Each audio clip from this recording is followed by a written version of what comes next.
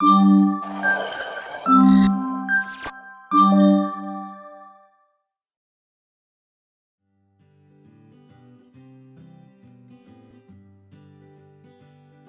teman-teman, di video kali ini saya akan mewawancarai seorang psikolog klinis bernama Diah Nurayu Kusmawardani atau dipanggil Diah. Beliau adalah seorang psikolog klinis yang saat ini aktif di berbagai biro seperti Aditi Psychological Center, Halodoc, 1%, dan Metamorphose Depok. Beliau juga menyelesaikan pendidikan di Magister Profesi Klinis Dewasa UI tahun 2019 dan beliau juga pernah mengajar sebagai guru bahasa Inggris di tahun 2015 sampai 2016. Selamat menyaksikan. Kesibukan sehari-harinya yang memberikan konseling, baik secara online maupun secara tatap muka. Selain memberikan konseling, sebagai psikolog saya juga memberikan edukasi. Nah, edukasi ini banyak sekali ya bentuknya. Ada yang lewat webinar, Instagram Live, atau juga podcast. Kalau untuk saya sendiri, karena saya psikolog ya, saya biasanya sih menangani kasus terkait masalah kecemasan, hubungan relasi, termasuk hubungan asmara gitu ya. Kemudian juga hubungan interaksi dengan orang tua, adiksi, dan juga beberapa hal lainnya. Jadi yang memang kalau saya mungkin lebih spesifikasi ke penanganan masalah yang terjadi pada usia dewasa muda nih. Jadi rentang usia kuliah gitu ya, sampai umur 30 tahunan, sampai 35. Ya cocok banget ya buat pekerja-pekerja atau milenial zaman sekarang yang suka Iya betul banget nih. Karena ternyata milenial sekarang banyak banget masalah kesehatan mental yang temui gitu, atau nggak terkait dengan biasanya masalah dengan keluarga atau orang tua. Sedikit flashback ke belakang. Kira-kira dulu tuh apa sih? Kenapa sih pengen jadi psikolog? Bahkan saya suka banget kalau ada pelajaran bimbingan konseling. Dulu di SMP ada tuh, isinya asik banget. Kayak misalnya kayak melihat dulu tuh waktu zaman dulu ada kayak keseimbangan otak. Jadi dominan mana nih, otak kanan, otak kiri. Terus kamu termasuk yang punya kecerdasan apa nih, kan ada multiple intelligence ya.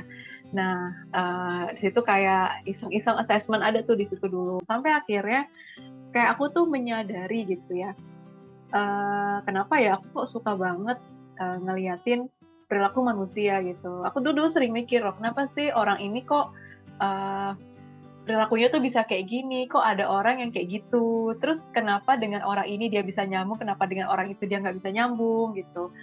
Terus akhirnya nemu di tahun berapa gitu ya, pokoknya menjelang menjelang mau kelas 3 gitu. Kayak kok ambil psikologi deh. Dari situ tuh, kalau dari kelas 2 tuh aku mulai kepikiran, kayaknya aku pernah dengar psikologi, apa aku ambil psikologi aja gitu ya. Terus aku research tuh, kayak meneliti psikologi itu apa sih, yang pelajari apa aja gitu. Nah akhirnya nemu, oh ini ternyata yang aku cari. Nah sebenarnya waktu mau masuk psikologi UI itu aku nggak tahu mau jadi apa, kayak ya udahlah yang penting masuk kuliah dulu gitu kan. Aku nggak, waktu itu saya nggak ngebayangin tuh bakal mau jadi psikolog gitu, yang penting masuk dulu lah. Kayak aku cuman pengen tahu manusia tuh kayak apa sih gitu. Sebatas itu doang, pengen pelajari perilaku manusia lebih dalam gitu. Udah itu doang, nggak ada yang, maksudku nggak ada yang 5-10 tahun lagi mau jadi apa tuh belum. Sampai akhirnya aku kayak waktu itu dalam kondisi emang down banget, sedown itu, karena masih adaptasi kuliah ya, itu berat banget sih buat aku jujur ya. Buat saya itu berat banget, dan akhirnya saya memutuskan ke psikolog. Jadi itu waktu itu di semester 1, tapi udah mau akhir gitu. Konsul lah aku dengan psikolog yang sebetulnya dosenku juga gitu kan.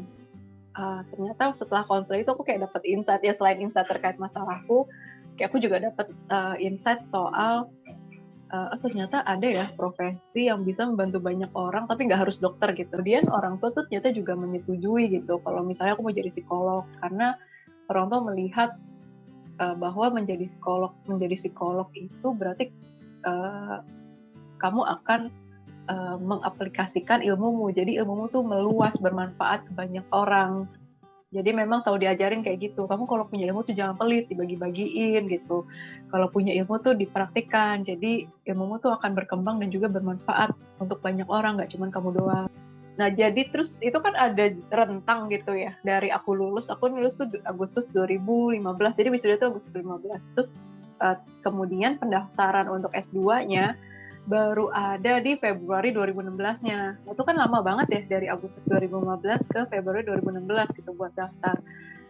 Ya udahlah cari kerja gitu kan. Nah, kebetulan banget waktu aku lagi skripsi, aku ikut kelas conversation di lembaga bahasa Inggris lah yang besar lah gitu ya. Nah di situ gurunya menawarkan, kamu mau nggak jadi guru bahasa Inggris gitu. Guru bahasa Inggris, kamu pikir guru bahasa Inggris kan ya lu susah banget gitu kan, jangan bilang aku disuruh ngajar TOEFL atau IELTS gitu. Enggak, kamu nanti ngajar yang itu dulu kok, yang gampang dulu, yang yang dasar lah, basic English gitu. Oh ya udahlah, aku pikir kan kayak sekalian aja, kenapa aku nggak ningkatin bahasa Inggrisku, karena aku merasa kalau udah S2 apalagi nih profesi gitu kan, klinis, kok memberikan konsultasi, kemampuan bahasa Inggrisnya juga harus bagus, karena aku nggak tahu kan klien yang aku dapatkan tuh akan dari mana gitu. Ada juga mungkin orang Indonesia tapi karena kebiasaan pakai bahasa Inggris ya mau nggak mau kan pasti komunikasinya pakai bahasa Inggris. Jadi paling nggak itu akan mempermudah aku lah untuk nantinya menjadi konsultan gitu atau konselor. Nah, kemudian juga aku menyadari kalau misalnya mau ambil S2 kan pasti banyak sekali tuh sumber-sumber yang menggunakan bahasa Inggris. Nah, aku menyadari kelemahanku tuh di bahasa Inggris. Maka dari itu aku ambil sesuatu yang bisa mengimprove dengan baik dan bagus kemampuan bahasa Inggrisku, yaitu dengan menjadi guru bahasa Inggris. Jadi kalau bisa aku simpulkan ini mungkin cocok banget ya buat teman-teman yang masih bingung, aduh aku mau kuliah apa ya?